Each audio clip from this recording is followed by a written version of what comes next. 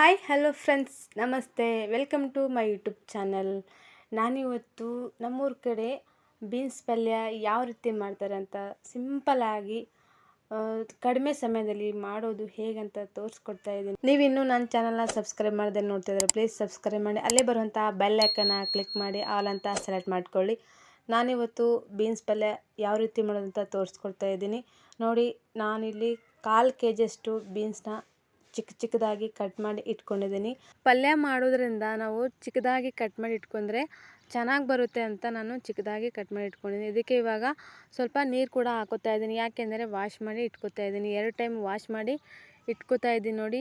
ತುಂಬಾ ಚೆನ್ನಾಗಾಗುತ್ತೆ. ನಾನು ಫಸ್ಟ್ ಟೈಮ್ ಟ್ರೈ ಮಾಡ್ತಾ ಇದ್ದೀನಿ. ನಿಜ ಹೇಳಬೇಕು ಅಂದರೆ ನನಗೆ ಬೀನ್ಸಿಂದ ಪಲ್ಯ ಮಾಡ್ತಾರೆ ಅನ್ನೋದೇ ಗೊತ್ತಿರಲಿಲ್ಲ. ಊರಲ್ಲಿ ಬಂದಮೇಲೆ ಗೊತ್ತಾಯಿತು. ನಾನು ಬೆಂಗಳೂರಲ್ಲಿ ಬರೀ ಬೀನ್ಸಿಂದ ಪಲಾವ್ ಮಾಡ್ತಿದ್ದೆ, ಆದರೆ ಪಲಾವ್ ಮಾಡುವಂಥ ಬೀನ್ಸೇ ಬೇರೆ, ಪಲ್ಯ ಮಾಡುವಂಥ ಬೀನ್ಸೇ ಬೇರೆ ಅಂತ ನನಗೆ ಇವಾಗ ಗೊತ್ತಾಯಿತು. ನಾನು 1-2 ಟೈಮ್ನ ಚೆನ್ನಾಗಿ ತೊಳೆದ್ಬಿಟ್ಟು ಇಟ್ಕೊಂಡಿದ್ದೀನಿ. ಇದಕ್ಕೆ ಇವಾಗ ಒಗ್ಗರಣೆ ಹಾಕ್ತಾಯಿದ್ದೀನಿ ನೋಡಿ. ಕಡೆಗೆ ಸ್ವಲ್ಪ ಎಣ್ಣೆ ಕೂಡ ಮುಂಚೆನೇ ಹಾಕೊಂಡು ಇಟ್ಕೋತಾ ಇದ್ದೀನಿ. ನಾನು ಸ್ವಲ್ಪ ಸಾಸಿವೆ ಜೀರಿಗೆ ಕೂಡ ಹಾಕೋತಾ ಇದ್ದೀನಿ ನೋಡಿ. ಹಾಗೆ ಸಾಸಿವೆ ಜೀರಿಗೆ ಚಿಟಪಟ ಅಂತ ಚಿಡಿದ ನಂತರ ಈ ಬೀನ್ಸ್ ಪಲ್ಯ ನಾನು ಯಾವತ್ತೂ ಮಾಡೇ ಇಲ್ಲ, ಇವತ್ತು ಮಾಡ್ತಾ ಇದ್ದೀನಿ. ಸಖತ್ತಾಗಿ ಟೇಸ್ಟಿಯಾಗಿ ಬಂತು. ಇದು ರೊಟ್ಟಿ ಜೊತೆಗೆ ಸಖತ್ತಾಗಿರುತ್ತೆ ನೋಡಿ. ಸಾಸಿವೆ ಎಷ್ಟು ಚೆನ್ನಾಗಿ ಚಿಟಪಟ ಅಂತೆ ಚಿಡಿತಾ ಇದೆ ಅಲ್ವಾ. ಅದಕ್ಕೆ ಮೀಡಿಯಮ್ ಸೈಜ್ ಇರುವಂಥ ಈರುಳ್ಳಿ ನಾನು ಕಟ್ ಮಾಡಿ ಇಟ್ಕೊಂಡಿದ್ದೀನಿ, ಅದು ಕೂಡ ಹಾಕೋತಾ ಇದ್ದೀನಿ. ನಾನು ಊರಲ್ಲಿ ಬಂದ ಮೇಲೆ ಕರಿಬೇವೇ ಯೂಸ್ ಮಾಡ್ತಾ ಇಲ್ಲ, ಅದಕ್ಕೆ ಸ್ವಲ್ಪ ಒಣ ಹಸಿಮೆಣ್ಸಿಕಾಯಿ ಕೂಡ ಹಾಕೋತಾ ಇದ್ದೀನಿ ನೋಡಿ. ಒಣ ಹಸಿಮೆಣ್ಸಿಕಾಯಿ ಊರಲ್ಲಿ ತುಂಬಾ ಸಿಗುತ್ತೆ, ಅದಕ್ಕೋಸ್ಕರ ಹಾಕೋತಾ ಇದ್ದೀನಿ. ನಾನು ಕರಿಬೇವನ್ನ ಯೂಸ್ ಮಾಡ್ತಿಲ್ಲ, ಯಾಕೆ ಅಂದರೆ ಕರಿಬೇವು ಮನೇಲಿ ಇರಲಿಲ್ಲ, ಖಾಲಿ ಆಗಿತ್ತು. ಅದಕ್ಕೋಸ್ಕರ ನಾನು ಈರುಳ್ಳಿ ಮತ್ತು ಒಣ ಹಸಿಮೆಣ್ಸಿನ್ಕಾಯಿ ಮತ್ತು ಸಾಸಿವೆ ಜೀರಿಗೆ ಅಷ್ಟೇ ಯೂಸ್ ಮಾಡಿಕೊಂಡು ಬೀನ್ಸ್ ಪಲ್ಯ ಮಾಡಿ 2 ನಿಮಿಷ ನಾನು ಮೇಲೆ ಮುಚ್ಚಳನ ಮುಚ್ತಾ ಇದ್ದೀನಿ. ಬೇಗ ಬ್ರೌನ್ ಕಲರ್ ಆಗುತ್ತೆ ಅಂತ ಮುಚ್ತಾ ಇದ್ದೀನಿ ನೋಡಿ. 2 ನಿಮಿಷ ಆದಮೇಲೆ ಓಪನ್ ಮಾಡ್ತಾ ಇದ್ದೀನಿ ನೋಡಿ. ಎಷ್ಟು ಬೇಗ ಫ್ರೈ ಆಗುತ್ತೆ ಅಂತಂದರೆ ನಾವು ಬೇಗ ಒಂದು ಕಡಿಮೆ ಸಮಯದಲ್ಲಿ ಬೀನ್ಸ್ ಪಲ್ಯನ ಮಾಡ್ಕೋಬೋದು. ತುಂಬ ರುಚಿಯಾಗಿ ಇದು ರೊಟ್ಟಿಗೆ ಚಪಾತಿಗೆ ಸಖತ್ ಕಾಂಬಿನೇಷನ್ ಅಂತಲೇ ಹೇಳ್ಬೋದು. ಗ್ಯಾಸ್ನ ನಾವು ಸ್ವಲ್ಪ ಸ್ಲೋಲ್ಲಿ ಇಟ್ಕೊಂಡು ಫ್ರೈ ಮಾಡ್ಕೋಬೇಕು. ಇವಾಗ 1 ಟೊಮೆಟೊನ ಕಟ್ ಮಾಡಿ ಇಟ್ಕೊಂಡಿದ್ದೀನಿ, ಅದು ಜವಾರಿ ಟೊಮೆಟೊನ ಇದರಲ್ಲಿ ಹಾಕ್ತಾಯಿದ್ದೀನಿ. ಜವಾರಿ ಟೊಮೆಟೊನ ಎನಿ ಒನ್ ಪಲ್ಯ ಮಾಡಿದ್ರೂ ಒಂದೇ ಟೊಮೆಟೊ ಹಾಕೋದು, ಯಾಕೆ ಅಂದರೆ ಜವಾರಿ ಟೊಮೆಟೊ ತುಂಬ ಹುಳಿ ಇರುತ್ತಲ್ವ, ಅದಕ್ಕೋಸ್ಕರ ಒಂದೇ ಟೊಮೆಟೊನ ಹಾಕೋದು. ಯಾವುದಕ್ಕೆ ಆಗಲಿ, ಅದೇ ಚಿಕನ್ ಮಟನ್ ಏನಾದರೂ ಮಾಡಿದ್ರೆ ಸ್ವಲ್ಪ ಜಾಸ್ತಿ ಹಾಕೋದು. ಇದಕ್ಕೆ ಸ್ವಲ್ಪ ಇವಾಗ ಕೊತ್ತಂಬರಿ ಸೊಪ್ಪು ಕೂಡ ಹಾಕೋತಾ ಇದ್ದೀನಿ ನೋಡಿ. ನಾವು ಯಾವುದೇ ಪಲ್ಯಕ್ಕೆ ಒಗ್ಗರಣೆ ಹಾಕುವಾಗ ಗ್ಯಾಸ್ನ ಸ್ಲೋನಲ್ಲೇ ಇಟ್ಕೊಂಡು ಫ್ರೈ ಮಾಡ್ಕೋಬೇಕು. ಇವಾಗ 2 ನಿಮಿಷ ಮುಚ್ಚಿಬಿಟ್ಟು ಮತ್ತೆ ಇವಾಗ ಓಪನ್ ಮಾಡ್ತಾಯಿದ್ದೀನಿ ನೋಡಿ. ಎಣ್ಣೆಲೆ ಟೊಮೆಟೊ ಫ್ರೈ ಆಗಬೇಕು, ಸಖತ್ತಾಗಿ ಟೇಸ್ಟಿಯಾಗಿ ಬರುತ್ತೆ. ಇವಾಗ ಇದು ಎಣ್ಣೆಲೆ ಯಾಕೆ ಫ್ರೈ ಮಾಡಬೇಕು ಅಂತ ಹೇಳಿದ್ರೆ ಇದರಲ್ಲಿರುವಂಥ ಹುಳಿನ ಹೋಗಿಬಿಡುತ್ತೆ ಅಂತ, ಅದಕ್ಕೋಸ್ಕರ ಎಣ್ಣೆಲೆ ಫ್ರೈ ಮಾಡ್ಕೋತಾ ಇದ್ದೀನಿ. ಇವಾಗ ಕಟ್ ಮಾಡಿ ಇಟ್ಕೊಂಡಂಥ ಬೀನ್ಸ್ ಕೂಡ ಇದರಲ್ಲಿ ಹಾಕೋತಾ ಇದ್ದೀನಿ ನೋಡಿ. ಇದು ಸ್ವಲ್ಪ ಹೊತ್ತು ಒಂದು 2 ನಿಮಿಷ ಎಣ್ಣೆಲೆ ಫ್ರೈ ಮಾಡ್ಕೋಬೇಕು. ತುಂಬ ಅಂದರೆ ಟೇಸ್ಟಿಯಾಗಿ ಬರುತ್ತೆ.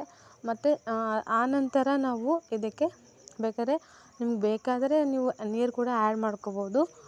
ಸುಮಾರು ಈ ಪಲ್ಯನ ನಾನು 1/4 kg ತೊಗೊಂಡಿದ್ದೀನಲ್ವ, ಒಂದು ಇಬ್ಬರು ಇಲ್ಲ 3 ಜನ ತಿನ್ಬೋದು ರೊಟ್ಟಿಗೆ ಅಥವಾ ಚಪಾತಿ ಜೊತೆಗೆ. ಸಖತ್ ಕಾಂಬಿನೇಷನ್ ಅಂತಲೇ ಹೇಳ್ಬೋದು. ನಾನು ಫಸ್ಟ್ ಟೈಮ್ ಟ್ರೈ ಮಾಡಿದ್ದೀನಿ. ನಾನಿವಾಗ ಇದಕ್ಕೆ ಸ್ವಲ್ಪ ಅರಿಶಿಣ ಮತ್ತು ಶುಂಠಿ ಪೇಸ್ಟ್ ಕೂಡ ಹಾಕೋತಾ ಇದ್ದೀನಿ. ಹಾಗೆ ರುಚಿಗೆ ತಕ್ಕಷ್ಟು ಉಪ್ಪು ಕೂಡ ಇದಕ್ಕೆ ಹಾಕೋತಾ ಇದ್ದೀನಿ. ನಾನು ಫಸ್ಟಿಗೆ ಇದನ್ನು ಏನೇನು ಬೇಕು ಅಂತ ತೋರಿಸಿಲ್ಲ, ಡೈರೆಕ್ಟ್ ಪಲ್ಯದಲ್ಲೇ ಹಾಕಿ ತೋರಿಸ್ತಾ ಇದ್ದೀನಿ ನೋಡಿ. ಇವಾಗ ಅರಿಶಿಣ ಮತ್ತು ಶುಂಠಿ ಪೇಸ್ಟು ಉಪ್ಪು ಕೂಡ ಹಾಕ್ಕೊಂಡು ಎಲ್ಲನೂ ನಿಧಾನಕ್ಕೆ ಫ್ರೈ ಮಾಡ್ಕೋತಾ ಇದ್ದೀನಿ ನೋಡಿ. ಇದು ಗ್ಯಾಸ್ನ ನಾನು ಸ್ಲೋನಲ್ಲೇ ಇಟ್ಕೊಂಡು ಫ್ರೈ ಮಾಡ್ತಾಯಿದ್ದೀನಿ. ತುಂಬ ಸ್ಪೀಡಾಗಿ ಇಟ್ಟಿದ್ದಾರೆ ಸೀದೋಗೋ ಚಾನ್ಸಸ್ ಇರುತ್ತೆ. ಇವಾಗ 2 ನಿಮಿಷ ಬಿಟ್ಬಿಟ್ಟು ಮುಚ್ತಾ ಇದ್ದೀನಿ, ಒಂದು 5 ನಿಮಿಷ ಬಿಟ್ಟು. ಇದು ಇವಾಗ ಎಣ್ಣೆಲೆ ಫ್ರೈ ಮಾಡಿಕೊಂಡು ನಂತರ ಒಂದೇ ಒಂದು ಪದಾರ್ಥನ ಇದರಲ್ಲಿ ಸೇರಿಸಿ ಬೀನ್ಸ್ ಪಲ್ಯ ಮಾಡಿದ್ರೆ ಇಂಥ ರುಚಿ ಯಾವ ಹೋಟೆಲಲ್ಲೂ ಎಷ್ಟೇ ಅಮೌಂಟ್ ಕೊಟ್ಟು ಸಿಗೋದಿಲ್ಲ, ಅಷ್ಟು ರುಚಿಯಾಗಿ ಬರುತ್ತೆ. ಮತ್ತು ಈ ಬೀನ್ಸ್ನ ನಾವು ಎಣ್ಣೆಲೆ ಫ್ರೈ ಮಾಡ್ಕೊಂಡ ನಂತರ ನಾವು ಎಷ್ಟು ಖಾರ ಊಟ ಮಾಡ್ತೀವೋ ಅಷ್ಟು ಖಾರನ ಹಾಕ್ಕೋಬೋದು. ನಾನಿಲ್ಲಿ 2 ಸ್ಪೂನ್ ಖಾರ ಹಾಕೋತಾ ಇದ್ದೀನಿ. ನಿಮಗೆ ಎಷ್ಟು ಬೇಕು ನೀವು ಅಷ್ಟು ಹಾಕ್ಕೋಬೋದು. ನಾನು ಲಾಸ್ಟಿಗೆ ಯಾಕೆ ಖಾರ ಹಾಕೋತಾ ಇದ್ದೀನಿ ಅಂದರೆ ಬೀನ್ಸ್ ಸ್ವಲ್ಪ ಎಣ್ಣೆಲೆ ಫ್ರೈ ಆಗಬೇಕು ಅಂತ ಲಾಸ್ಟಲ್ಲಿ ಖಾರ ಕೂಡ ಹಾಕೋತಾ ಇದ್ದೀನಿ. ಸ್ವಲ್ಪ ನೀರು ಹಾಕೋತಾ ಇದ್ದೀನಿ ಇದರಲ್ಲಿ. ತುಂಬ ತೆಳುವಾಗಿ ಮಾಡಿದ್ರೆ ಚೆನ್ನಾಗಿರಲ್ಲ ಈ ಬೀನ್ಸ್ ಪಲ್ಯನ, ಅದಕ್ಕೆ ಸ್ವಲ್ಪ ನೀರು ಹಾಕೋತಾ ಇದ್ದೀನಿ ನೋಡಿ. ಇವಾಗ ಎಷ್ಟು ಎಷ್ಟು ಚೆನ್ನಾಗಿ ಕುದೀತಾ ಇದೆ ನೋಡಿ ಬೀನ್ಸ್ ಪಲ್ಯ. ಇದಕ್ಕೆ ಒಂದೇ ಒಂದು ಪದಾರ್ಥ ಸೇರಿಸಿ ಅಂತ ಹೇಳ್ದಲ್ವ ಆವಾಗಲೇ, ಏನಿಲ್ಲ ಜಸ್ಟ್ ಶೇಂಗಾ ಪುಡಿನ ಸ್ವಲ್ಪ ಸೇರಿಸಿ ಬೀನ್ಸ್ ಪಲ್ಯ ಮಾಡಿದ್ರೆ ತುಂಬಾ ರುಚಿಯಾಗಿ ಬರುತ್ತೆ ಈ ಬೀನ್ಸ್ ಪಲ್ಯ. ನಾನು ಫಸ್ಟ್ ಟೈಮ್ ಟ್ರೈ ಮಾಡಿದ್ದೀನಿ. ನಿಮಗೆ ಈ ರೆಸಿಪಿ ಇಷ್ಟ ಆದರೆ ಲೈಕ್ ಮಾಡಿ, ಹಾಗೆ ನಿಮ್ಮ ಫ್ಯಾಮಿಲಿ ಫ್ರೆಂಡ್ಸ್ಗೆ ಶೇರ್ ಮಾಡಿ, ಹಾಗೆ ನಿಮ್ಮ ಅಭಿಪ್ರಾಯಗಳು ಕಮೆಂಟ್ ಮೂಲಕ ತಿಳಿಸಿ. ನೋಡಿ ಫ್ರೆಂಡ್ಸ್, ಬೀನ್ಸ್ ಪಲ್ಯನ ನಮ್ಮೂರ ಕಡೆ ಇದೇ ಥರ ಮಾಡ್ತಾರೆ, ಅದು ಶೇಂಗಾ ಪುಡಿ ಸ್ಪೆಷಲಾಗಿ. ಅದಕ್ಕೆ ನಾನು ಕೂಡ ಈ ರೆಸಿಪಿನ ನಿಮ್ಮ ಮುಂದೆ ಶೇರ್ ಮಾಡ್ಕೊತಾ ಇದ್ದೀನಿ. ನೆಕ್ಸ್ಟ್ ವಿಡಿಯೋದಲ್ಲಿ ಸಿಗೋಣ. Take care, bye. Thank you for watching.